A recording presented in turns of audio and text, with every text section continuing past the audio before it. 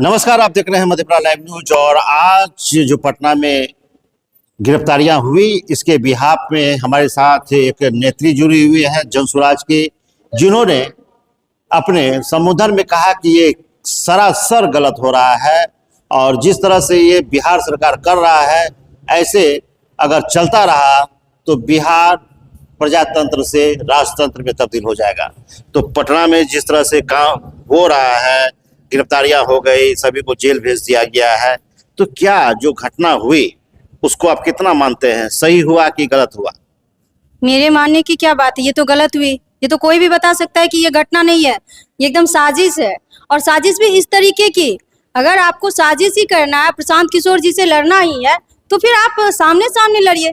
एक बच्चे को मुद्दा बनाते हैं, एक बच्चे के साथ इतनी बड़ी घटना होती है, फिर उसको सही से इलाज नहीं होता है, वो मर जाती है। और जब उसके लिए एक तो सरकार कुछ करती नहीं है, विपक्ष भी कोई सवाल नहीं खड़े करते हैं, और जब हम लोग, हमारी टीम, हमारी पार्टी के लोग जब जाते हैं, इसके लिए प्रदर्शन करते हैं, मांग करते हैं इस्तीफे की, तो उनको घसीट के ले जाया जाता है। ये कहीं से सही नहीं है।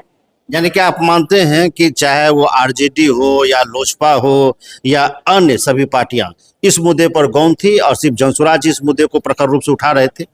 जी बिल्कुल, मैं क्यों मानूं? मैं तो सभी कोई मान रहे हैं, सिर्फ मेरे मानने से क्या। और इस पर क्यों नहीं बोलना चाहिए? किनके घर बेटी नहीं है, किनके घर में बहू नहीं है, किनके घर में लड़कियां नहीं है?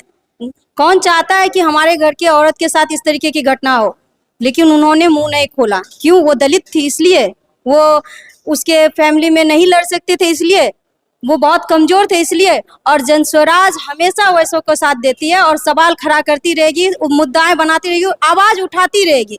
फिर चाहे जितना भी सरकार हमारे साथ गलत कर ले, हमारे पार्टी के लोगों के साथ गलत मनोबल तोड़ने की कोशिश करे, हमारा मनोबल नहीं टूटेगा इससे, बल्कि इससे और ज्यादा हम लोग मजबूत होंगे। अब हम लोग भी तैयारी कर रहे हैं। उन्होंने एक को ले गए, दो को ले गए, कितने को ले जाएंगे? पूरा बिहार में जनस्वराज ही है। हम भी देखते हैं कि बिहार सरकार कितनों को ले जाती है। हम लोग सभी तैयार हैं जाने के लिए। तो बिहार में ये तो एक घटना, एक जो नजर आया, जनसुराज ने इस मुद्दे को उठाया तो ये नजर आया, लेकिन क्या लगता है कि बिहार में तो लगातार इस तरह की घटना लगातार हो रहा है, लगातार सैकड़ों जो है बच्चियां मर रही हैं। तो क्या जब आप समाचार पत्रों में इस तरह का देखते हैं तो कितना आपको गुस्सा उठता है कि जनसुराज आज इस बीड़ा को उठाया है और हम लोग जनसुराज के माध्यम से सत्ता पलट कर रहेंगे और बिहार को एक नई दिशा देंगे? जब आप समाचार पत्रों के माध्यम से देखते हैं तो क्या महसूस होता है? मैं जब समाचार पत्रों के माध्यम से देखती हूँ तो बुरा लगता ही है, लेकिन जब मैंने अपने आंखों के सामने देखा तो मुझे शर्म आई, खुद पर भी शर्म आई। हमारे बस्ती में भी इस तरीके की घटना हुई कि दिन दहाड़े बच्ची के साथ रेप होता है और इस सरकार में कोई भी कुछ नहीं बोलता है, खामोश रहता है। यहाँ तक कि थाना और पुलिस वो भी खामोश रहते हैं, उन्होंने कुछ नहीं किया। बच्ची पढ़ने नहीं जा रही है हमारे क्षेत्र में, सरोनी की यह घटना है, बच्ची पढ़ने भी नहीं जा रही है। मुझे शर्म भी आता है कि मैं भी खामोश थी, पर अब मुझे अच्छा यह लग रहा है कि मेरी पार्टी इस मुद्दों पर बोल रही है। इन सब मुद्दों पर हम भी उनके साथ खड़े हैं।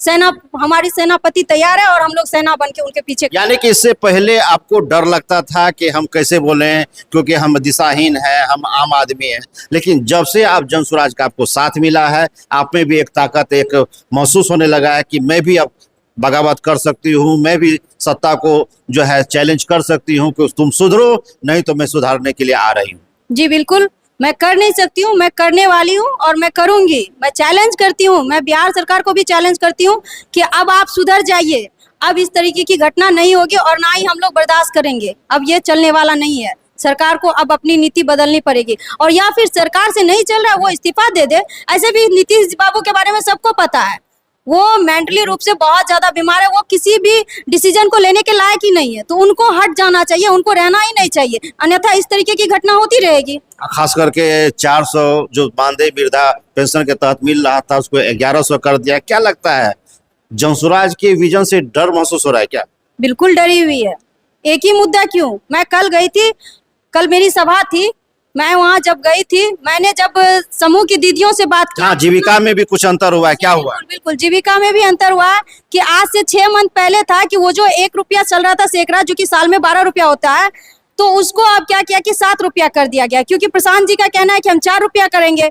सैलरी बढ़ा दी गई है, जिसके लिए कि आपको मैंने पहले भी बताया था कि उसके लिए कितने प्रदर्शन हुए, कितने ज्यादा धरना हुई, कुछ भी नहीं हो रहा था। पर एकाएक क्या करती है कि सैलरी बढ़ाती है, वृद्धा पेंशन 1100 करती है। तो ये सब क्या है, ये सब जनस्वराज से एक डर है और उनको कॉपी करने का प्रयत्न है। Copy paste. जी, लेकिन लोगों का कहना है कि हम कॉपी के साथ नहीं जी, एकदम ओरिजिनल के साथ खड़े रहेंगे, हम लोग कॉपी के साथ नहीं रहेंगे। खास करके आप बिहारीगंज विधानसभा से एक भावी प्रत्याशी के तौर पर भी अपना भाग्य आजमाने के लिए तैयार खड़ी हैं, तो जब आप अपने क्षेत्र में जाती हैं, चूंकि बिहारीगंज एक रूरल एरिया है, वहाँ पर गरीबी रेखा से नीचे रहने वाले सबसे ज़्यादा है, तो आप जब क्षेत्र में घूमती हैं, खास करके जीविका में लगातार रही है, तो क्षेत्र घूमी है तो आपको महसूस भी हुआ होगा, तो क्या लगता है कि वहाँ का आम जीवन कितना त्रस्त है और कितना उसको उठाना चाहिए, कितना उसको एक सम्मान देना चाहिए, कितना उनको रोजगार देना चाहिए?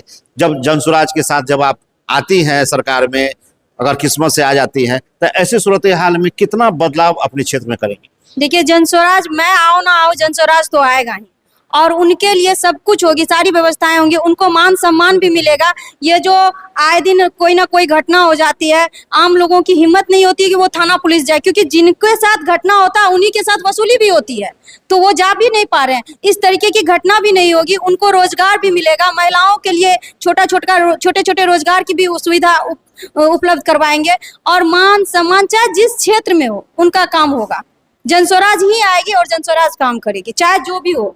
तो खास करके महिलाओं, खास करके गरीब निरक्षर महिलाओं के लिए शिक्षा के लिए क्या क्या स्तर आप लोग सोचे हुए हैं कि मैं जब आऊंगी तो इस तरह का बदलाव करूंगी, इस तरह का जो है क्रियाकल्प को करूंगी?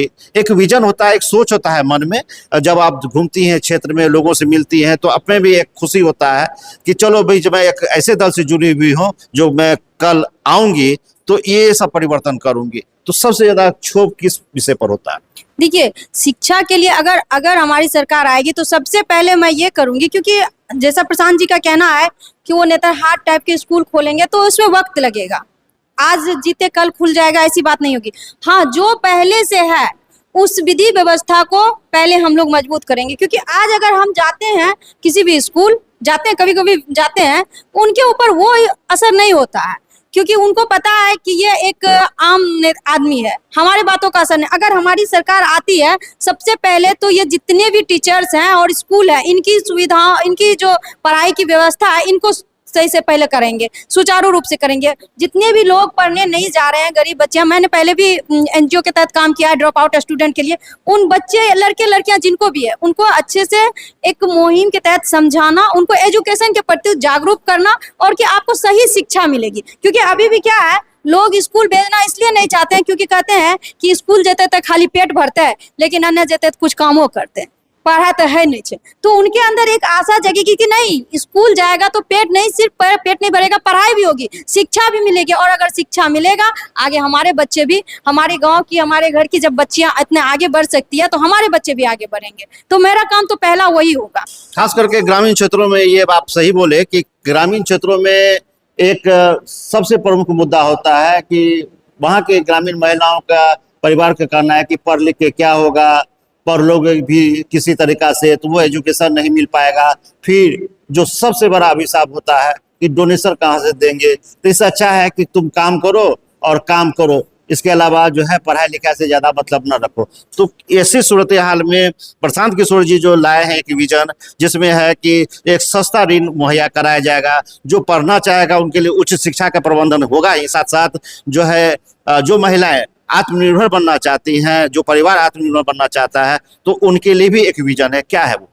देखिए, अभी तो मुझे आपके एक बात से याद आया, कल मैं जिस क्षेत्र में गई थी वहाँ जो वो पासवान कास्ट वगैरह होते हैं वो थे, उन्होंने कहा मेरी बहू पढ़ी लिखी है, अच्छी खासी पढ़ी लिखी है, लेकिन मेरे बहू को नहीं होता है, जो बाहुबली है, जिनके पास पैसा है, उनको आंगनबाड़ी में हो गया। तो ये बहुत बड़ा मुद्दा है और तकलीफ होती है। इसी कारण से क्या होता है कि वो पढ़ाना लिखाना नहीं चाहते हैं। तो इनको तो मैं पहले बदलूंगी, जो हकदार है पहले उनको ही मिलेगा, जो पढ़े लिखे हैं सबको मिलेगा, लेकिन जो पहले हकदार है उनको ही मिलेगा। और उसके बाद इसके अलावा जो है पढ़ाई के ऊपर जागरूक करना, और महिलाओं के लिए जो ऋण की व्यवस्था है वो किस तरीके से छोटा छोटा उद्योग लगाएगी, उसके प्रति काम करेगी, इसके लिए भी जागरूक करना है, ताकि वो उनका घर का जो आर्थिक स्थिति है वो सही हो पाए। और जब आर्थिक स्थिति सही होती है ना, तो वो बच्चे को फ्री छोड़ देंगे पढ़ने के लिए। कई बार क्या होता है ना कि हम जब गरीब घर में जाते हैं, ऐसे क्षेत्र में जाते हैं, उनके घर का क्या होता है कि आर्थिक स्थिति सही नहीं होती है, जो छोटे छोटे बच्चों पर कमाने का बोझ डाल देते हैं, तो वो खत्म होगा। तो क्या पटना में जिस तरह से घमासान चल रहा है, सरकार भी अड़ी हुई है कि जन स्वराज को हम जीतने नहीं देंगे, और जन स्वराज भी अड़ी हुई है कि मैं इंसाफ लेके रहूंगा, क्या कहेंगे? जनस्वराज तो जीतेगी, जनस्वराज तो आएगी, और पटना हम लोग सब आ रहे हैं। हम आपके चैनल के माध्यम से बताना चाह रहे हैं कि हम लोग पटना आ रहे हैं, और देखते हैं कि बिहार सरकार हमें क्या करती है, कहाँ तक हमें रोक पाती है। देखिए, पाप का घड़ा जब भर जाता है तो वो फूटता ही है, और अब जो है पाप का घड़ा जो है भर चुका है, बहुत हो चुका है, अब वो फूटेगा और आप सब देखेंगे। तो हमारे साथ एक तेज तर्रार नेत्री थी जो बता रही थी कि जब मैं आऊंगी तो आमूलचूल परिवर्तन करूंगी, क्योंकि नियम ये कहता है कि जब आप पीड़ित लगातार रहते हैं तो एक लगातार पीड़ित समाज में रहते रहते आप में एक जो अंदर में एक जो है जन आंदोलन का भावना जग जाता है, एक जागृत होने की भावना जग जाता है, और उसके बाद जब आप के पास जब ताकत आता है तो आप पहले सबसे पहले पीड़ित का दर्द को समझते हुए उन पीड़ित समुदाय को आप सबसे पहले चेंज करते हैं। तो आपका हमारे चैनल में बहुत बहुत स्वागत है, और खास करके आज आपने एक जो ग्रामीण स्तर पर, जो छोटे छोटे ग्रामीण स्तर पर जो मुद्दे थे उनको आपने छूने का प्रयास किया, और खास करके पटना में जो घमासान चल रहा है उस पर भी आपने अपनी राय बेबाक दी। तो फिलहाल आपकी क्या राय है जरूर बताइएगा। तो देखते रहिए मधेपुरा लाइव न्यूज़.com।